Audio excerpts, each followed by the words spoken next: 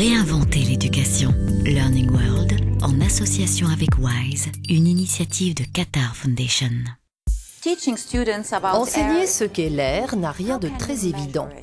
Comment le mesurer? Comment peut-on calculer l'effet de serre?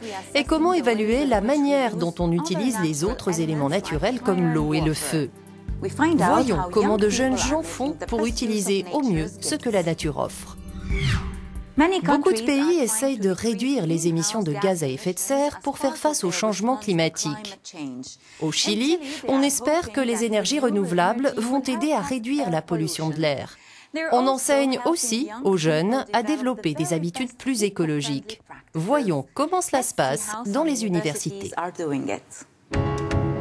Sur les hauteurs de Santiago du Chili, dans cette zone quasi rurale, l'université Adolfo Ibáñez a proposé à ses étudiants de développer des montgolfières écologiques. Pour la seconde fois depuis 2011, une vingtaine d'étudiants ont choisi volontairement de relever le défi dans le cadre de leur master d'ingénierie civile et industrielle. Tout a commencé avec l'achat de sacs poubelles. Nous pensons que l'on peut mettre en pratique le fait que, d'une façon empirique, l'air est effectivement un fluide qui est bien présent et permet au ballon de voler, non pas de rester immobile sur le sol. Le but est de mettre en pratique les connaissances théoriques que nous avons acquises à l'université, comme le principe de la poussée d'Archimède, afin de permettre au ballon de se maintenir et d'être également capable de soulever un poids de 5 kg.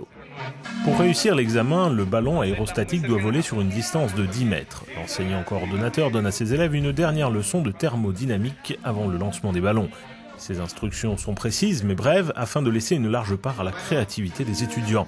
Une des caractéristiques de l'exercice est que le ballon doit être respectueux de l'environnement. Le coût des matériaux est lié à la quantité d'émissions de dioxyde de carbone. Bien sûr, il est compliqué de calculer le prix des matériaux. Mais si les étudiants peuvent faire ce calcul, alors on peut espérer que les émissions de carbone pourront tendre vers zéro, au mieux. Un groupe a recyclé du matériel de kitesurf. Un autre a choisi des sacs poubelles. Certains utilisent des sèche-cheveux pour accélérer le gonflage du ballon ou du méthane, qui est un gaz propre et renouvelable. Certains ballons peinent à décoller parce que la pression intérieure a été mal calculée. D'autres décollent parfaitement. Les bandes adhésives et les sacs se dégradent à mesure que la température de l'air dans le ballon a augmenté. Et il y a aussi le fait que les courants sont très forts, même si on ne les sent pas à force d'habitude. Mais le fait que le ballon finisse par s'élever montre qu'il était finalement très bien structuré. La plupart de ces futurs ingénieurs se spécialiseront dans les questions environnementales. Ils veulent construire un Chili plus respectueux de la nature. Ils veulent aussi contribuer à réduire la pollution ambiante et offrir un air plus pur aux générations futures. Mais tous les éléments ne sont pas inoffensifs. Le feu, par exemple, peut être destructeur.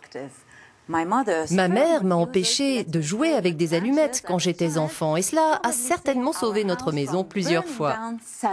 Alors, comment apprendre aux enfants à prévenir un incendie ou à ne pas prendre de risques face au feu? Le feu est un élément puissant, mais les sapeurs-pompiers de la ville de New York le sont également. Reconnus partout à travers le monde pour leur courage et leurs efforts incessants face aux diverses catastrophes qui se produisent dans la célèbre ville américaine, les sapeurs-pompiers de New York combattent sans relâche les incendies et souvent ils s'y prennent bien à l'avance. L'une de leurs missions fondamentales est de protéger les vies et les propriétés des New-Yorkais à travers toute une série de programmes éducatifs. On explique aux gens simplement comment rester en sécurité en cas d'incendie. Et on parle toujours des 3 P. Prévention, préparation et pratique. Comment on empêche un feu, comment on s'y prépare et comment on s'entraîne encore et toujours. Et les pompiers new-yorkais se rendent régulièrement dans les écoles dans le cadre de ce programme éducationnel. Tout au long de l'année scolaire, des équipes d'éducateurs de sécurité incendie vont de classe en classe et chaque semaine, 45 pompiers se rendent dans une quinzaine d'écoles.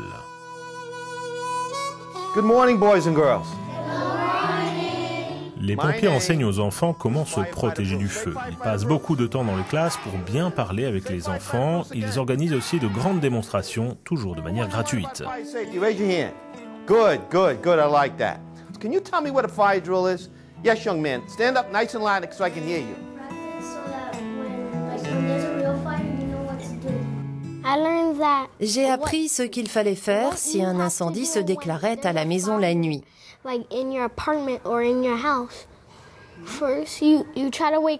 Il faut réveiller un adulte pour qu'il puisse aider. Il faut aussi appeler les pompiers et surtout bien se rappeler de son adresse. Les études montrent que dès 5 ans, les enfants sont capables d'apprendre des gestes de premier secours, comment vérifier les systèmes d'alarme incendie ou comment cuisiner en toute sécurité, comment utiliser les sorties de secours et surtout à ne pas jouer avec les allumettes ou les briquets.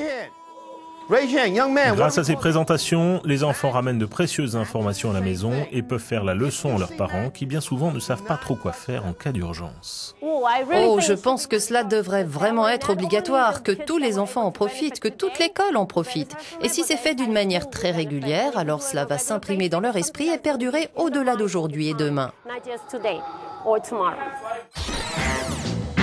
Malgré leur jeune âge, ces enfants savent maintenant le danger que peut représenter un incendie. Et si un jour ils se retrouvent face au feu, ils sauront exactement comment réagir.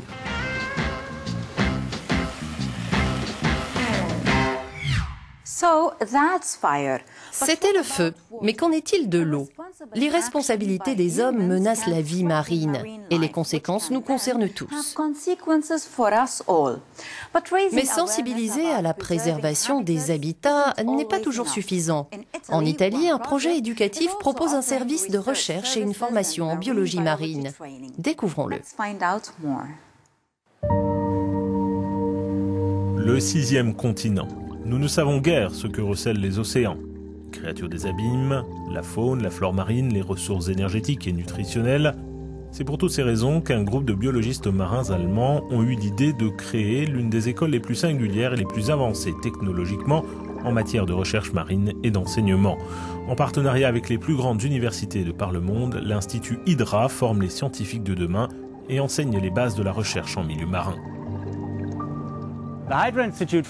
L'Institut Hydra a été fondé il y a 20 ans ici sur l'île d'Elbe en Italie pour avoir accès aux eaux limpides de la Méditerranée et donner la chance aux étudiants du monde entier d'apprendre dans des classes sous-marines sur cette île.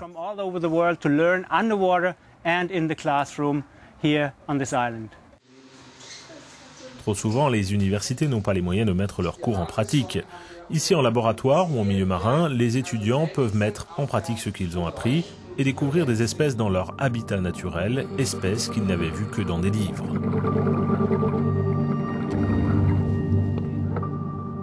Ici, sur ce bateau et dans notre centre de recherche, se sont succédés entre 12 et 15 000 étudiants. La plupart ont connu leur première expérience marine ici.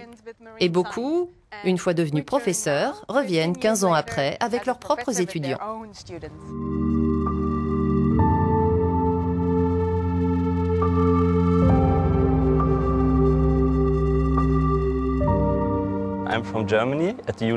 Je viens d'Allemagne, de l'université de Bayreuth, et j'étudie la biologie. J'ai fini ma thèse de maîtrise. Mon université m'a enseigné les écosystèmes terrestres, mais je voulais aussi faire le lien avec les écosystèmes marins. Et je pense que c'est très intéressant pour l'avenir.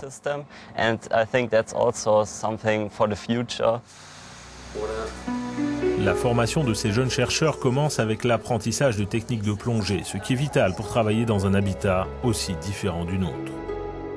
Le plus grand avantage d'être ici sur l'île d'Elbe, c'est d'être en contact direct avec l'environnement naturel. Et c'est une opportunité que l'on n'a pas à Darmstadt. Le deuxième point, c'est que les étudiants qui viennent ici vont devenir des enseignants. Et il est essentiel d'avoir accès non seulement à la salle de classe, mais aussi au véritable environnement biologique et d'étudier la biologie dans la nature.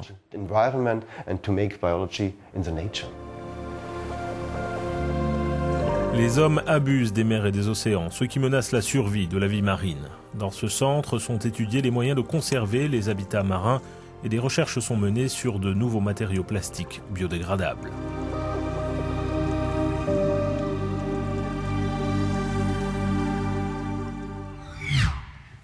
Alors, que pensez-vous de ces 3 éléments que sont l'air, le feu et l'eau? Avez-vous déjà mené des expériences intéressantes sur les éléments naturels? Partagez avec nous vos idées sur les réseaux sociaux. Nous avons hâte de découvrir vos commentaires. À bientôt. Learning World, en association avec WISE, une initiative de Qatar Foundation.